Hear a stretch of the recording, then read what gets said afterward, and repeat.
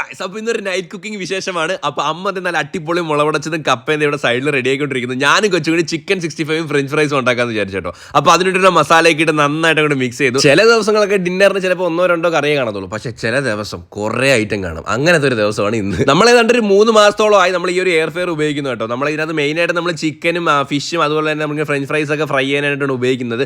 അത് മാത്രമല്ല ഓയിൽ ഇല്ലാതെ നമുക്ക് നല്ല ഹെൽത്തി ആയിട്ട് ഉണ്ടാക്കുക എന്നുള്ളതാണ് ഒരു ഏറ്റവും വലിയൊരു അഡ്വാൻറ്റേജ് കേട്ടോ. അപ്പോൾ നമ്മുടെ ഫ്രഞ്ച് ഫ്രൈസ് നമ്മൾ കുക്കിങ്ങിന് വേണ്ടി കേട്ടിട്ടുണ്ട് 180 ഡിഗ്രിയിൽ 18 മിനിറ്റ് നമ്മൾ കുക്ക് ചെയ്യാൻ വേണ്ടി പോകട്ടെ. ഇത് കസ്റ്റം ഓപ്ഷനും ഉണ്ട്. നല്ല വെളിച്ചെണ്ണയിൽ ചുമന്നുള്ളിയും കാന്താരിയൊക്കെ ഇട്ട നല്ല അടിപൊളി മസാലയും വിത്ത് കപ്പയും അടിപൊളി ടേസ്റ്റ് ആയിരുന്നു. പക്ഷേ ഞാൻ ഒരു കട്ടൻ മിസ് ചെയ്തു. കട്ടൻ കൂടി ഉണ്ടായിരുന്നു, കിട്ടില്ലായിരുന്നു കേട്ടോ. അപ്പോൾ നമ്മുടെ ഫ്രഞ്ച് ഫ്രൈസ് ഇത് ഇവിടെ റെഡി ആയിട്ടുണ്ട് ഗൈസ്. അപ്പോൾ അടിപൊളി നമ്മൾ ഹോട്ടലിൽ നിന്ന് വാങ്ങുന്ന അതേ ഒരു ടേസ്റ്റ് കിട്ടി കേട്ടോ. അപ്പോൾ നമ്മുടെ ചിക്കൻ 65 നമ്മൾ കയറ്റി അതും നമ്മൾ കുക്ക് ചെയ്തെടുത്തു കേട്ടോ. നമ്മൾ ഏതാണ്ട് 180 ഡിഗ്രിയിൽ 27 മിനിറ്റാണ് കുക്ക് ചെയ്തത്.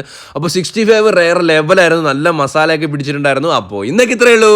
Love and by.